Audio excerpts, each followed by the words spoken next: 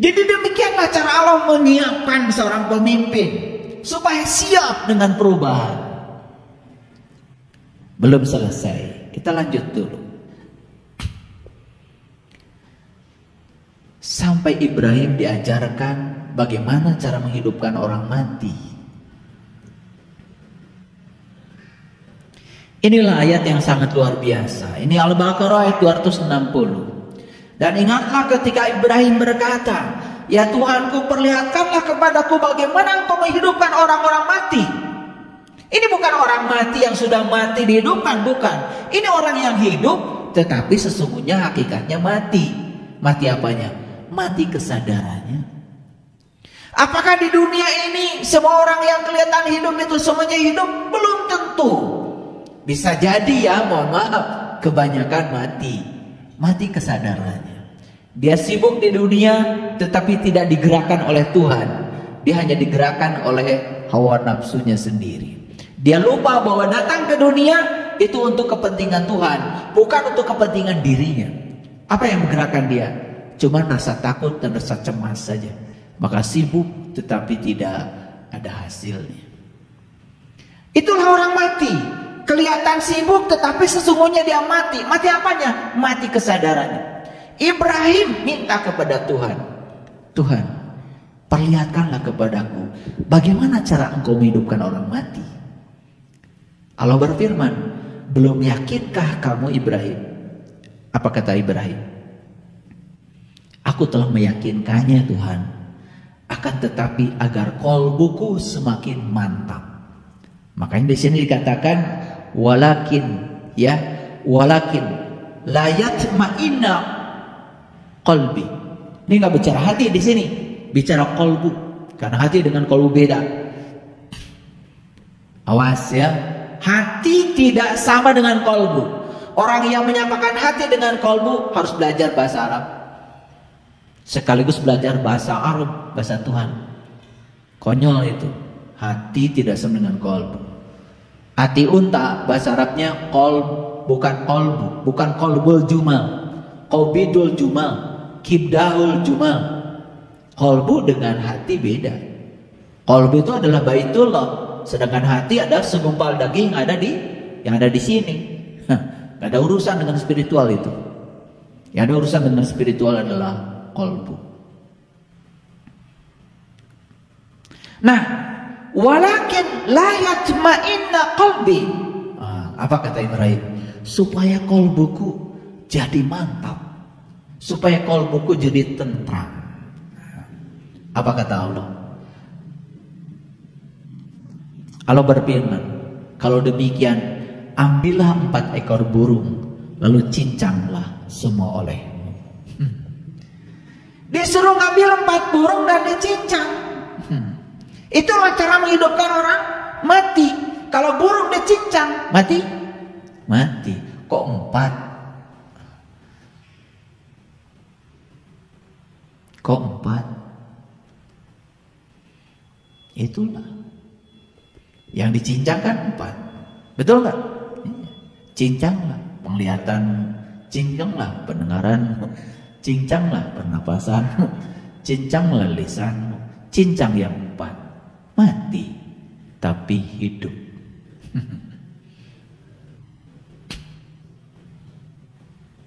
Keren banget ayat ini ya. Ini cara menghidupkan orang mati. Ambillah 4 ekor burung dan dicincang. Di mana cincangnya? Nih, luar biasa ya. Letakkan di atas tiap-tiap satu bukit, satu bagian dari bagian itu. Dicincangnya di bukit. Di bukit. Dicincangnya jangan di mana-mana, di bukit. Ya. Pusing-pusing sekalian, nggak apa-apa. Setelah dicincang di bukit, apa berikutnya? Kemudian panggillah mereka, mereka akan datang kepadamu dengan segera. Hidup. Setelah dicincang 4 ekor burung, hidup. Bangkit kesadarannya, mengalami kiamat. Luar biasa. Inilah cara menghidupkan orang mati. Nah makanya agak serius hari ini ya kuliah pakai Quran biar kelihatan di pesantren.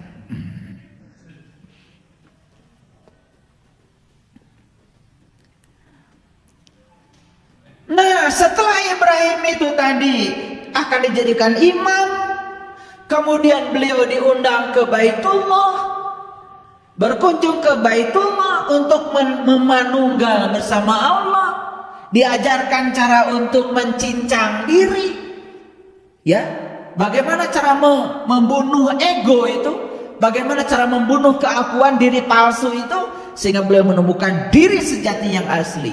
Berikutnya apa?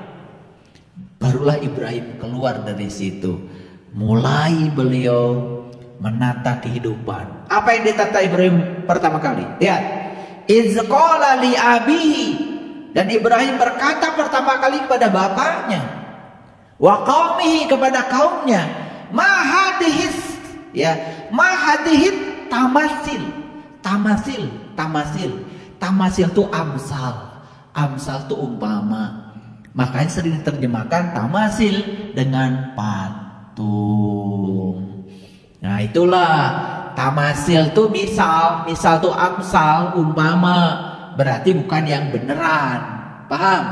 Nah itu sering diterjemahkan dengan berhala atau patung.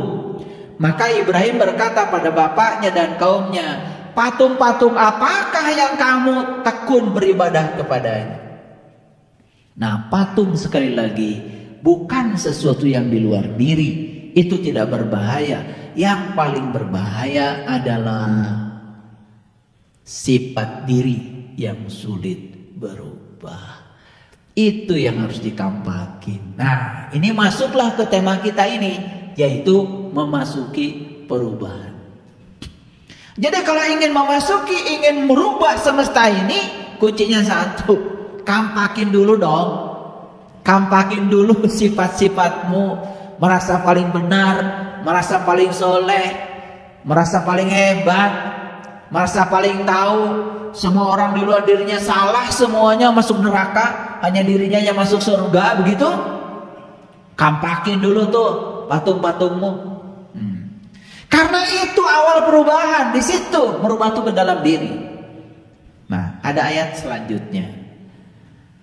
Apa katanya? Maka Ibrahim membuat patung-patung itu hancur berpotong-potong, tak terkecuali patung-patung yang paling besar. Jadi yang dilakukan oleh Ibrahim untuk mengubah semesta ini, ketika beliau akan dijadikan imam, apa? Ke dalam. Nah itulah bedanya pemimpin masa lalu dengan pemimpin masa kini. Kalau pemimpin masa lalu melakukan perubahannya ke dalam dulu, dan kebanyakan pemimpin masa kini melakukan perubahannya keluar. Hayang batu robah ari dirina mu. Temenang dan narkoba teh keur batur mah.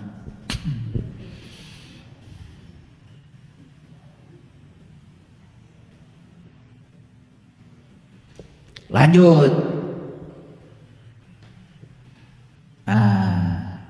Jadi gimana caranya kita melakukan perubahan? Ini ada kata-kata bagus dari saya.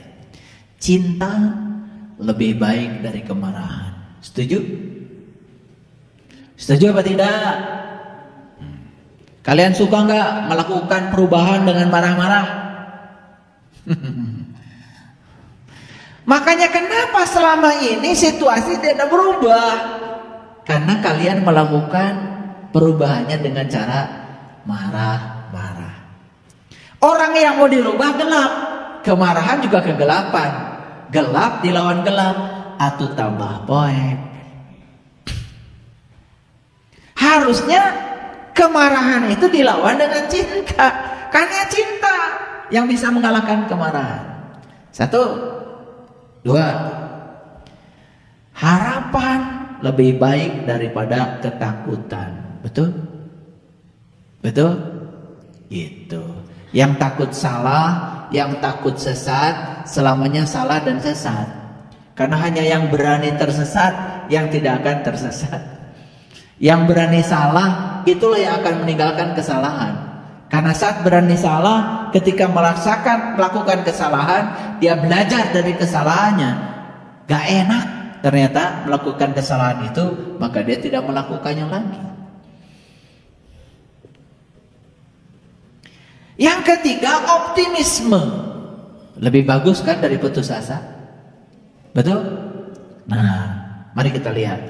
Kemarahan, ketakutan, putus asa itu tidak akan pernah mengubah situasi.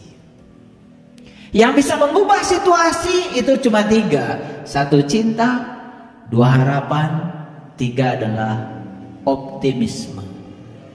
Pertanyaan saya, ada cinta nggak dalam diri kita hari ini? Ada? Ada harapan untuk berubah? Ada? Ada keyakinan bahwa saya bisa melakukan perubahan itu? Ada? Pasti akan berubah. Jadi marilah kita mencintai, marilah kita berharap, marilah kita optimis. Karena dengan itu kita bisa mengubah dunia. Itu. Nah, yang sulit berubah tidak punya ini. Oleh karena itu saya berulang kali mengatakan bahwa hidup adalah perubahan. Yuk kita lihat.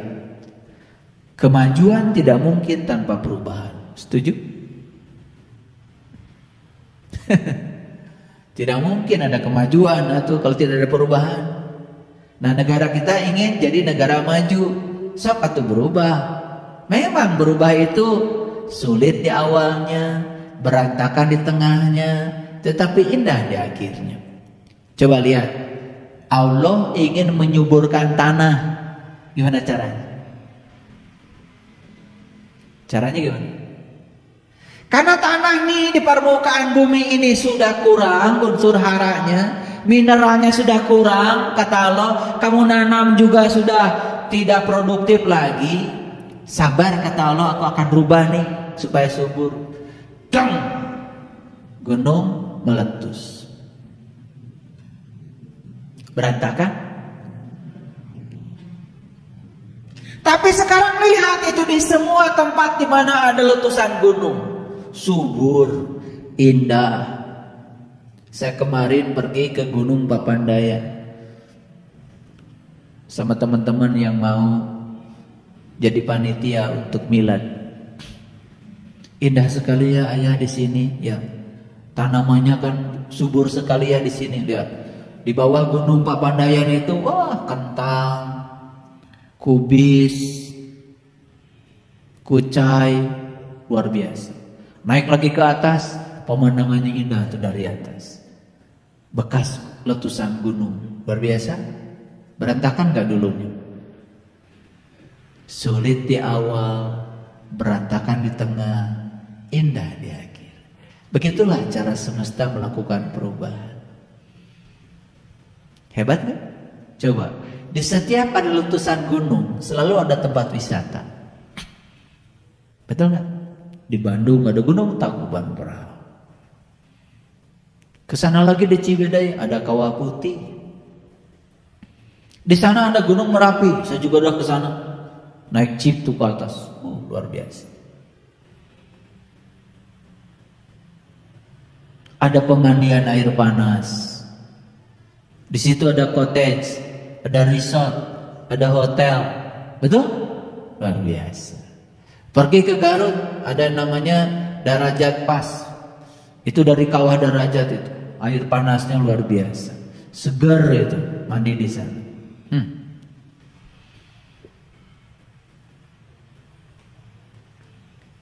Jadi perubahan itu seperti itu sifatnya, sulit di awal, berantakan di tengah, tetapi indah di akhir. Nah, yang hari ini berantakan.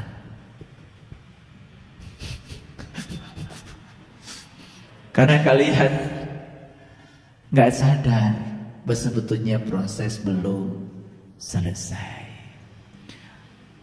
Keluarlah di sini pesimisme, keluarlah di sini putus asa. Karena dilihat adalah kenyataan hari ini yang berantakannya. Pada semesta sedang melakukan perubahan.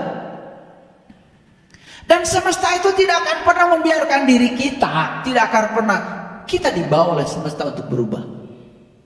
Cuman kita sering tidak ikut menari dengan tarian kosmik dari semesta ini. Betul? Akibatnya apa?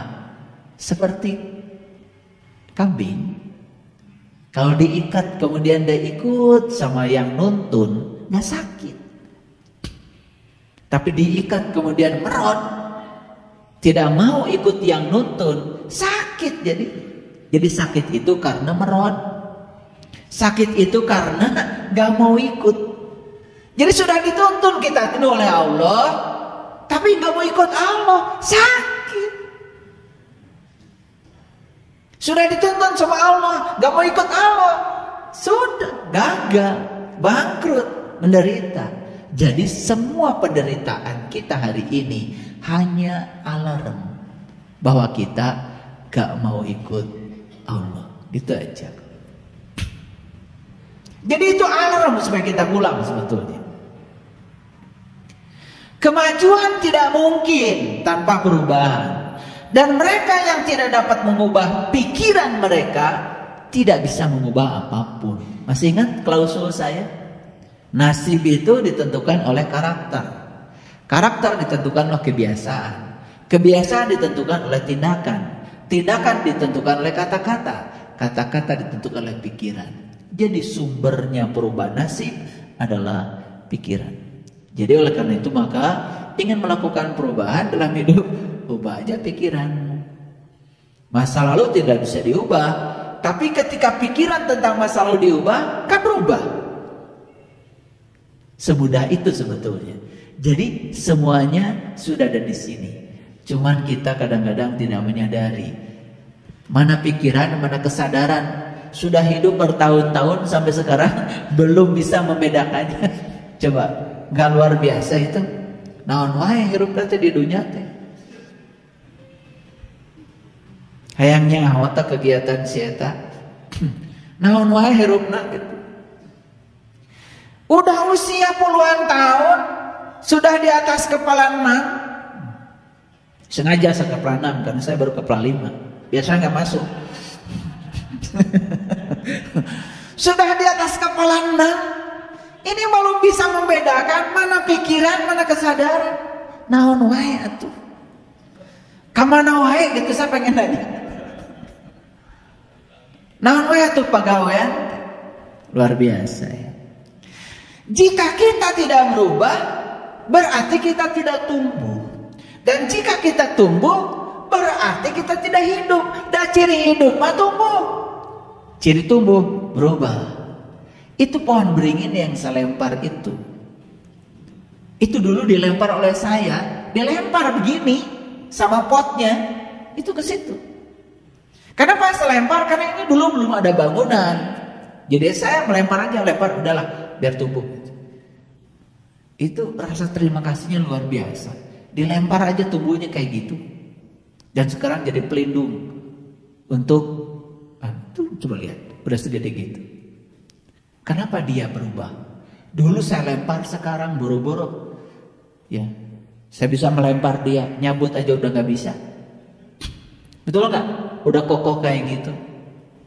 Berubah nggak? Berubah. Kenapa berubah? Karena dia tumbuh. Kenapa tumbuh? Karena hidup. Jadi hidup, tumbuh, berubah. Itu ciri hidup.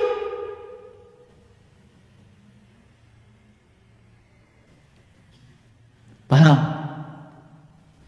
Hidup, tumbuh, berubah.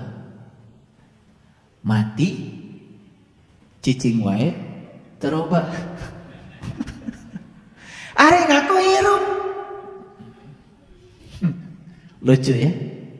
Kayaknya saya katanya, Ari kamu teh hirup ente. Ciri orang hirup itu tumbuh dan berubah. Itu ketemu saya 2 tahun yang lalu ngeluh.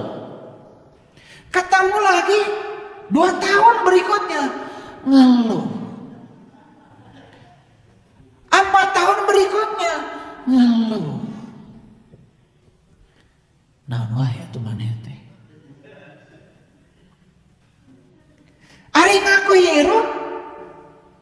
Padahal ciri hidup itu adalah tumbuh dan berubah. Tumbuh tidak, berubah tidak. Saya kasih tahu para sahabat.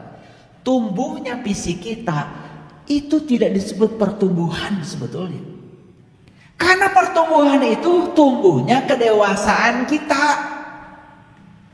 Karena kalau mengukur pertumbuhan dari fisik loba nu karomot. Kalau jika bubudakeun. Iya. Aing aku mah kolot. Tapi bubudakeun.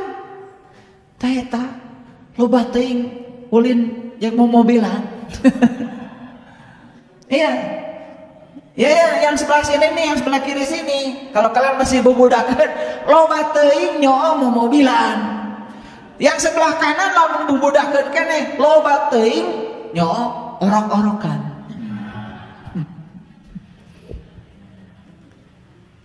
Karena itu ya terjebak oleh permainan.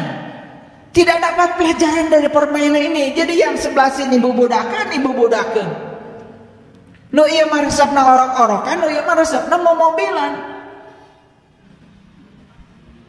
Gitu.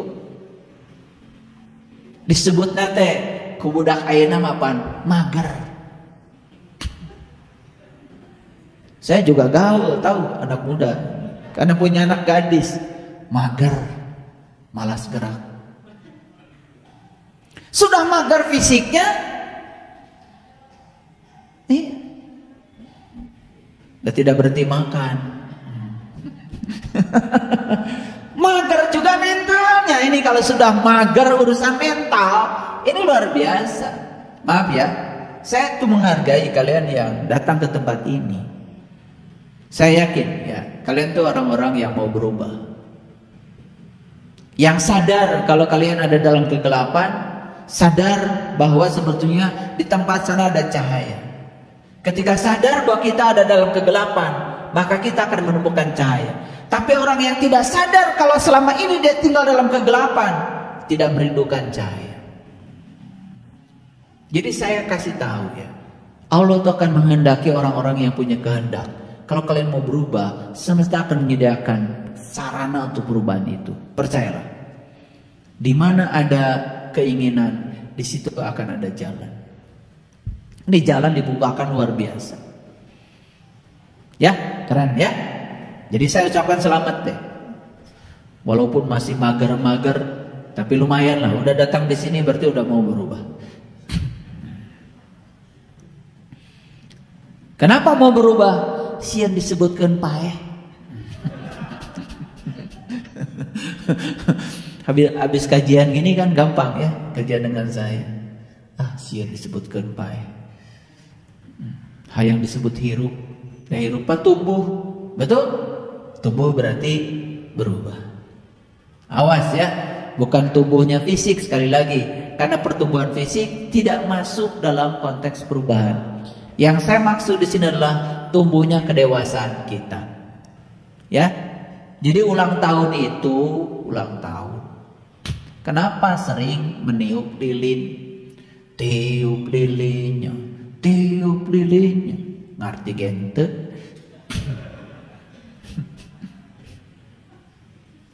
Paham nggak? Ini yang suka ulang tahun ditanya tiup lilin juga nggak ngerti. Tapi hayang we tiup lilin teh ngerti oke. Lilin itu datang dan pergi. Karena yang tidak datang pergi ini nih keabadian. Nih Sang Hyang Taya. Aya we. Tiba heula ge kieu we. Lilin mah aya jeung eueuh.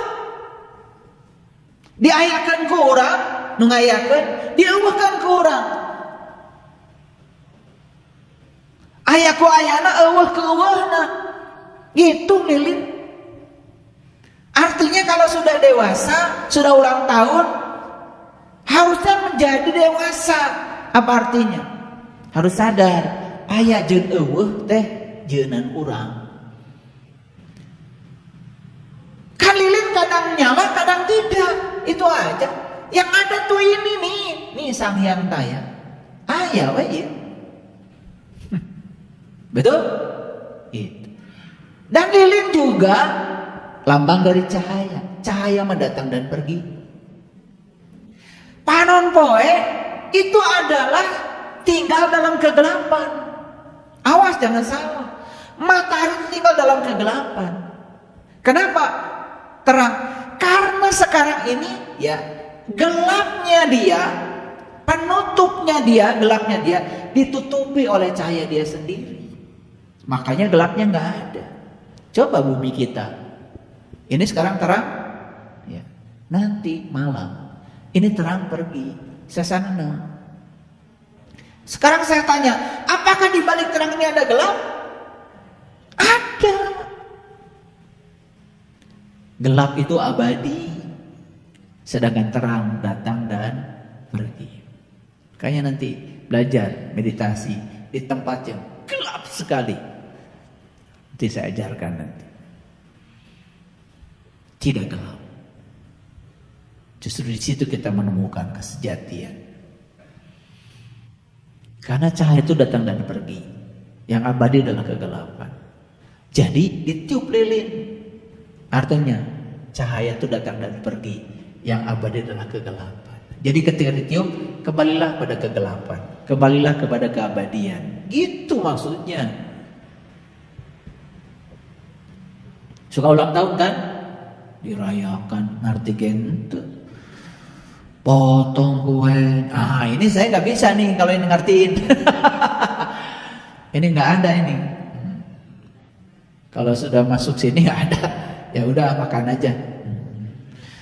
Jika kita mengubah cara kita untuk melihat sesuatu, hal-hal yang kita lihat berubah, betul? Jadi sebetulnya perubahan tidak selalu keluar. Kalau kita ingin ya melakukan suatu perubahan, bisa juga kita melihat cara kita melihat.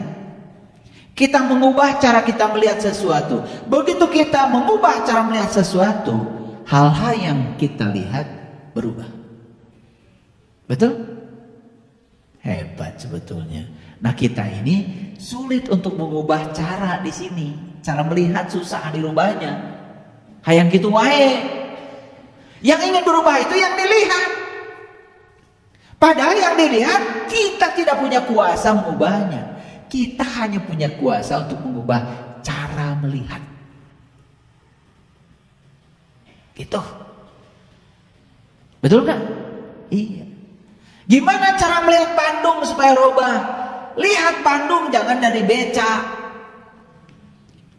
Coba lihat Bandung dari ketinggian. Rubah Bandung teh. Dilihat dari cara yang berbeda. Dilihat dari tempat yang berbeda. Sama kehidupan kita seperti itu. Ya. Kedewasaan adalah ketika kita berhenti mengeluh. Kedewasaan adalah ketika berhenti membuat alasan. Dan orang yang terus mengeluh, orang yang terus membuat alasan, sebetulnya dia sedang tidak mau mengubah dirinya. Jadi lihat saya semuanya. Saat kita berhenti mengeluh, saat kita berhenti membuat alasan, berarti saat ini pula kita sedang melakukan perubahan. Paham? Oke. Jadi hidup tidak menjadi lebih baik secara kebetulan, tetapi menjadi lebih baik karena perubahan. Jadi mengandalkan kebetulan dalam hidup tidak lebih baik.